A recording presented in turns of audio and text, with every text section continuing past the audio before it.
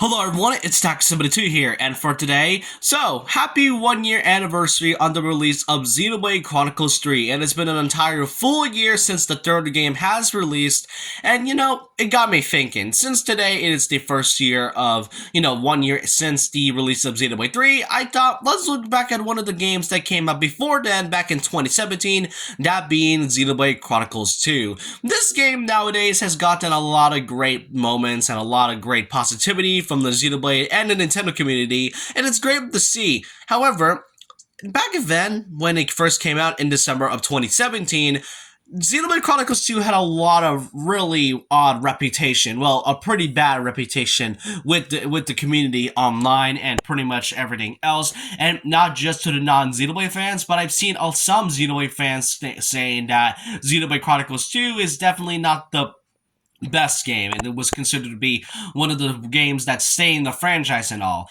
However, in this video, I just kind of want to be going through the beauty and what makes Xenoblade Chronicles 2 such an incredible game when you look back past all those problems. So I'm just going to be splitting these three things in this video into like 4 different types of categories, going from the from the main battle system to the side content to the voice acting and visuals, and last but not least, the story and characters. That's pretty much how I want to go from here. And really, Xenoblade Chronicles 2 is just more than basically just a huge anime trope and such. So I hope you all enjoyed this video, and so with that, let's go through the beauty of what Xenoblade Chronicles 2 had to offer. So when starting off Xenoblade Chronicles 2, the story and everything else is pretty different than your typical JRPG. First of all is the main battle system. First of all is that the battle system is not like your typical JRPG type where you basically take turns or anything else that is a turn-based RPG. Instead, you can pretty much go into a fight immediately depending if you target an enemy or not. First of all are auto attacks, a mechanic that first got introduced in Xenoblade 2, which can basically attack enemies right away, pretty much without you doing absolutely anything. You can do pretty small damage, but depending on your level design, on your level skill, then you can basically, overpower those to those enemies. Then there are the other mechanics in this one. First of all are the battle arts. The battle arts are basically like your personal specials, depending on what kind of weapon you have and whenever you use your blades within the game.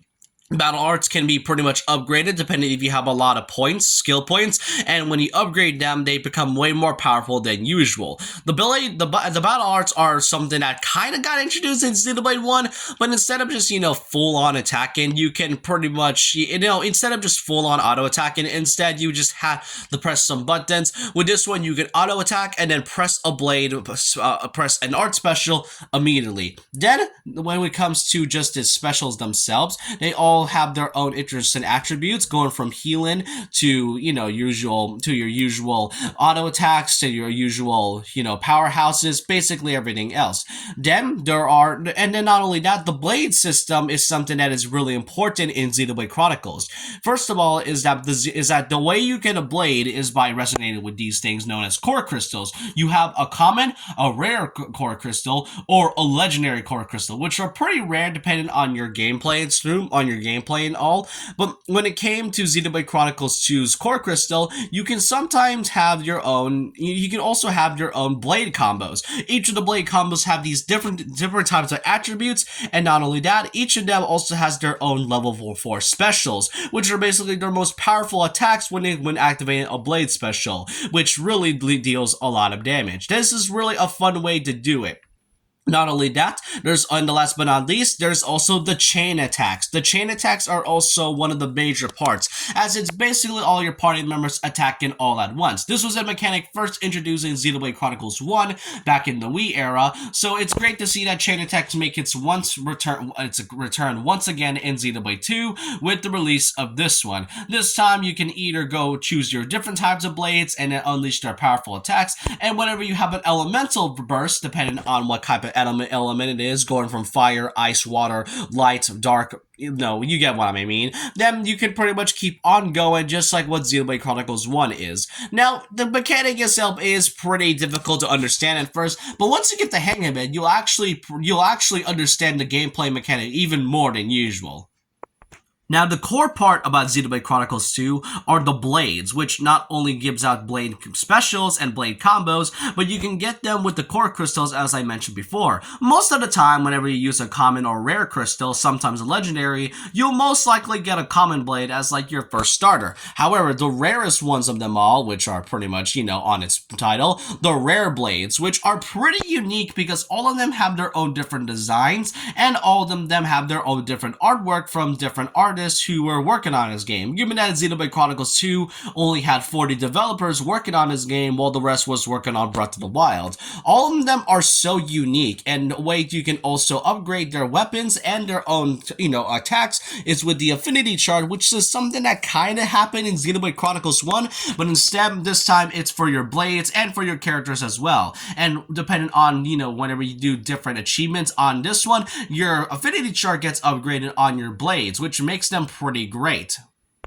Then we get to the side content. Just like with every other JRPG in the JRPG lineup, Xenoblade Chronicles 2 is no stranger to side quests and side content. But this time, we got 3 different types of categories when it comes to side content. First of all is your typical main side quest. There's a lot of things you can do in this game, and especially when doing side quests, and surprisingly enough, there is a lot of things you can do in this one, and you can get some pretty nifty awards if you ever want to do them and don't have time to do the main story right now.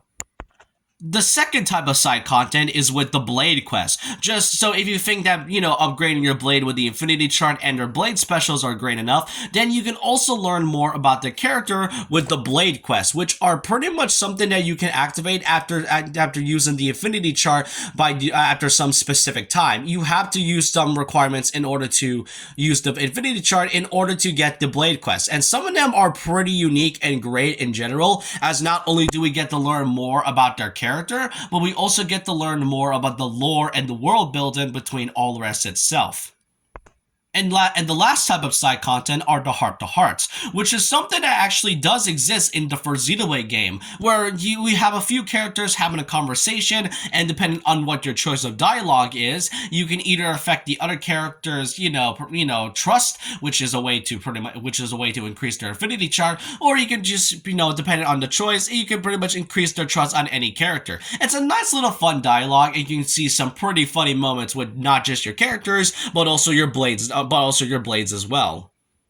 Now with the whole side content and the battle system out of the way, we then get to the third category of this video, that being the visuals and the audio or acting itself. The visuals in Xenoblade Chronicles 2, I will say, is one of the best I've seen in quite a long time.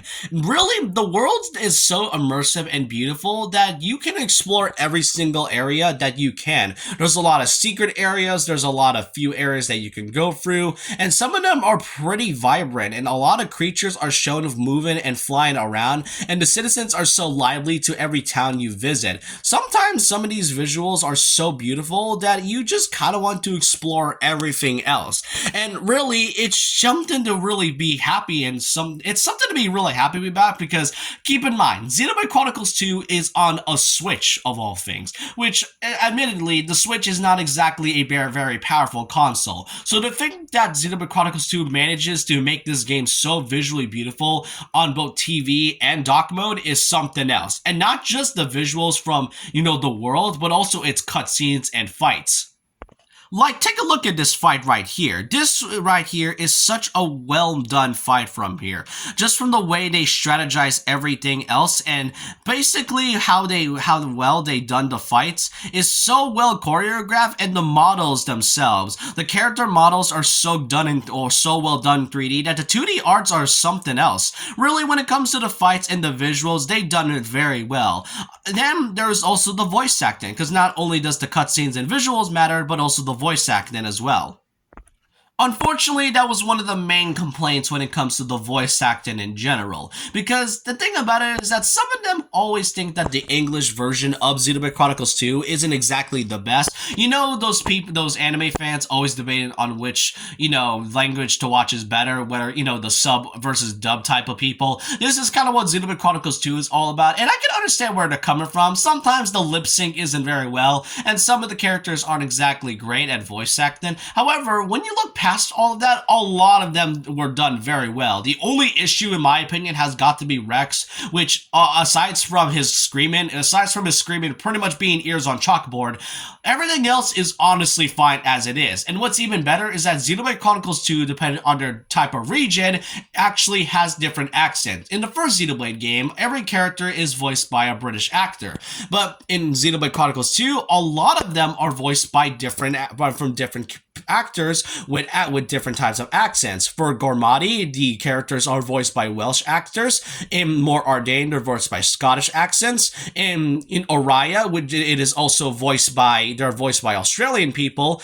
And for Rex, he's voiced by a British person. And for all the Blades are voiced by Americans. All of them are so great in terms of voice acting, and especially all of them having their different accents depending on each country is a nice little detail that I didn't think they would honestly do. But I am glad because it really differentiates every character and their personality shines a lot in there.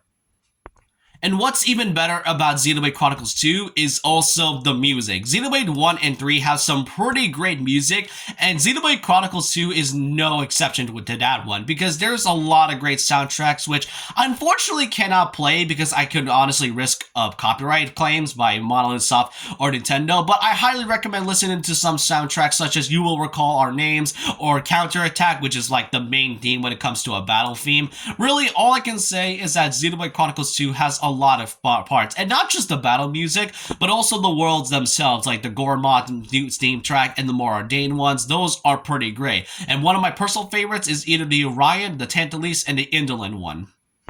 And the last category in this video is the story and the characters. The story is something I can't really go over because, even though this game is only 6 years old, I can't really risk any more spoilers. Well, then again, Smash Ultimate already spoiled a lot of major parts, but if anything, all I can say is that the story, at first, it definitely feels like something you would watch in an anime. This is like your typical shonen anime and all, and I can understand that some of the character designs may seem a little bit uncomfortable to some who played this game and for those who haven't played this game.